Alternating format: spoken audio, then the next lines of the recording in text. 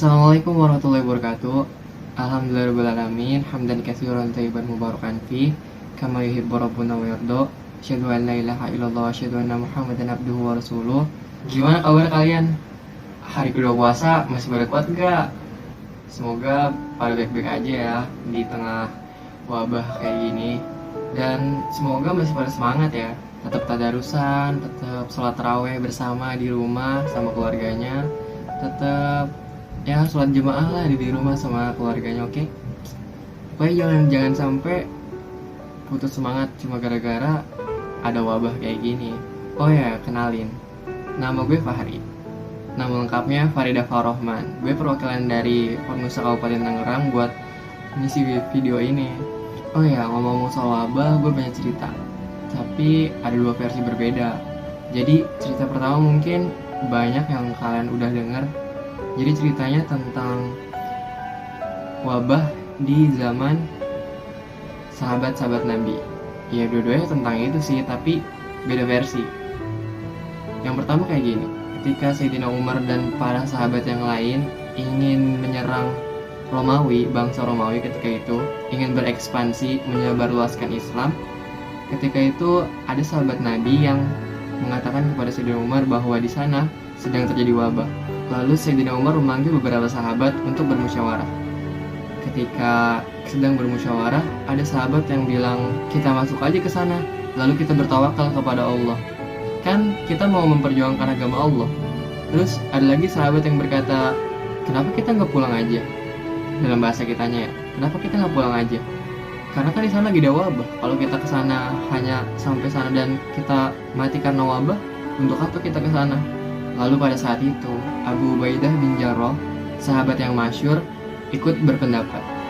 Tapi pendapatnya seperti ini. Ya Amirul Mukminin, mengapa kita tidak masuk saja? Kita serahkan semuanya kepada Allah. Kita bertawakal kepada Allah. Karena niat kita kan untuk berjihad kepada Allah. Apa kita tidak lari dari takdir jika kita pulang dan takut hanya karena wabah? Lalu Sayyidina Umar saat itu tertegun, dan bukan tertegun ya, terkejut karena yang mengatakan itu Abu Ubaidah. Karena pendapat Sayyidina Umar dalam hatinya berbeda. Lalu Sayyidina Umar mengatakan kepada Abu Ubaidah seperti ini, seandainya bukan kamu yang mengatakan, maksudnya seandainya bukan kamu yang mengatakan adalah Sayyidina Umar berharap bahwa Abu Ubaidah tidak mengatakan itu dan tidak berpendapat seperti itu. Lalu Sayyidina Umar menjelaskan kepada Abu Ubaidah seperti ini, jika kita mempunyai gembala domba, kita seorang pengembala domba, kita mempunyai gembalaan domba, dan terdapat dua jalan di depan kita. Yang jalan pertama terdapat tanah yang subur dan makanan yang berlimpah untuk gembalaan kita, dan jalan yang satu lagi jalan yang tandus, tapi kita bertawakal kepada Allah. Kau akan pilih yang mana? Lalu Abu Ubaidah saat itu juga berdiam dan tetap berpegang kokoh pada pendapatnya. Tapi Sayyidina Umar nggak nyalahin Abu Ubaidah tuh.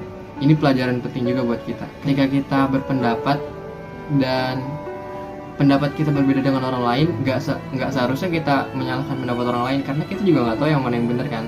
Tapi Sayyidina Umar menjelaskan seperti itu dan sahabat-sahabat yang lain pun menyetujuinya. Ketika itu Sayyidina Umar mengatakan, baiklah Abu Ubaidah, jika kamu ingin tetap pada pendirianmu, maksudnya tetap pada pendapatmu, silahkan ke sana melihat keadaan di sana dulu.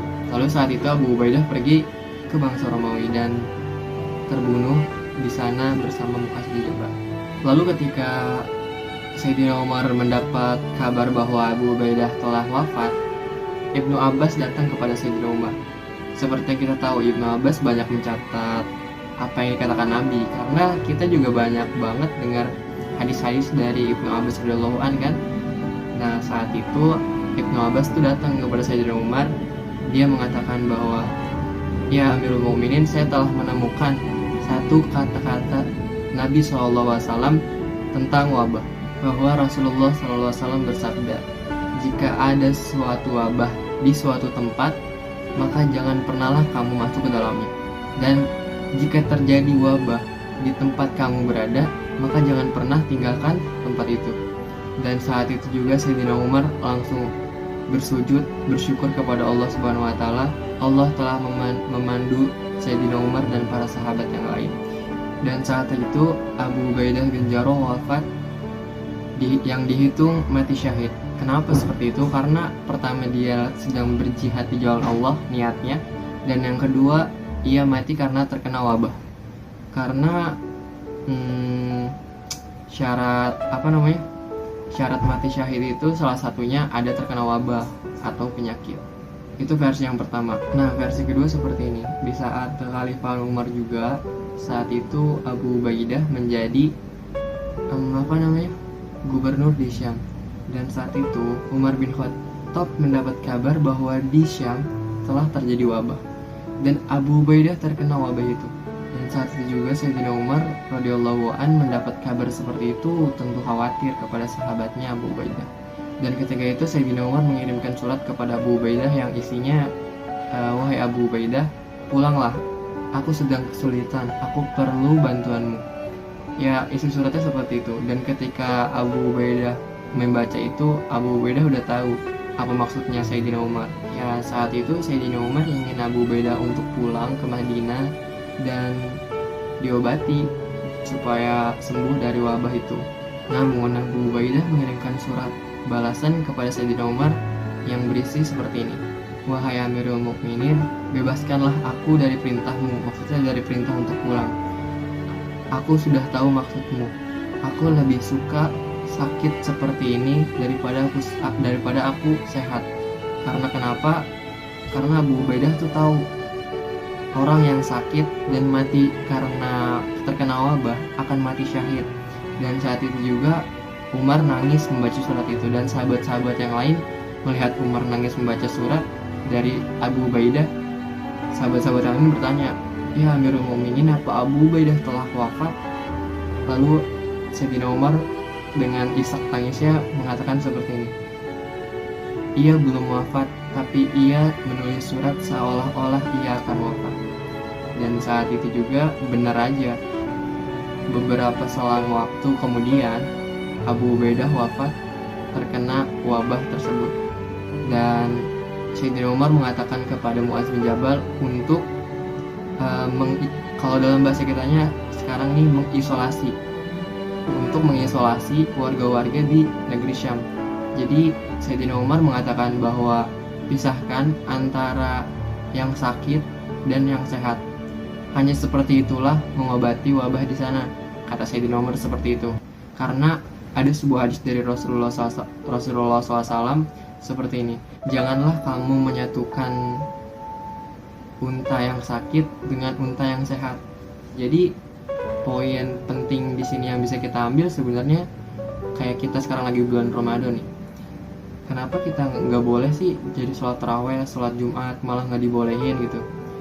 Kalau kita ambil pelajaran dari sejarah ini, kayaknya salah deh kalau kita menjadi menyalahkan, kenapa sih pemerintah kok nggak ngebolehin kita sholat? Padahal kan itu ibadah. Kalau urusan nanti mah bertawakal aja sih kepada Allah. Jadi ya kita nggak tahu yang benar yang mana sih. Mau pemerintah itu mengatakan ya boleh aja, silahkan, kita bertawakal aja kepada Allah, ya kita harus ikutin. Terus kalau pemerintah ngelarang kita buat sholat, kita juga harus patuhin, karena mau bagaimanapun kita masih ada di bawah pemerintah loh.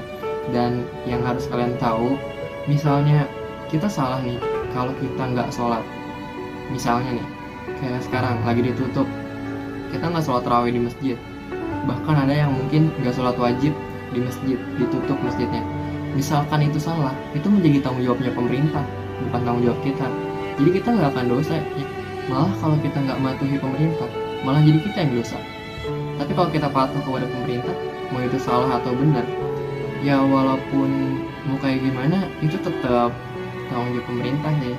Ambil sisi positifnya aja, kita bisa ibadah bareng keluarga kok di rumah, masih bisa kok ngaji di rumah, masih bisa kok sholat tarawih di rumah.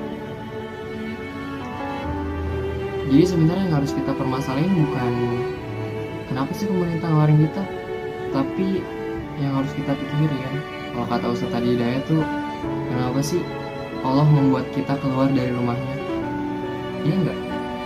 Kan kalau keadaan seperti ini mau nggak mau kita ya seperti diusir oleh Allah Subhanahu wa taala dari rumahnya.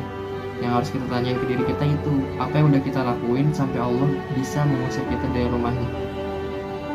Ya buat jadi bahan muhasabah aja ya buat kita. Buat saat ini ya tetap patuhi apa ya kata pemerintah, dan ya pokoknya patuhi deh apa yang udah dikasih tahu, yang udah dianjurkan kayak cuci tangan dan sebagainya, dan tetap semangat juga buat ibadah. Makasih banyak buat kalian yang udah nonton. Maaf kalau ada yang salah, karena saya juga masih perlu banyak belajar sama kayak kalian. Saya cuma berbagi cerita yang saya dengar aja, yang saya lihat aja, yang saya baca aja. Kurang lebihnya mohon maaf.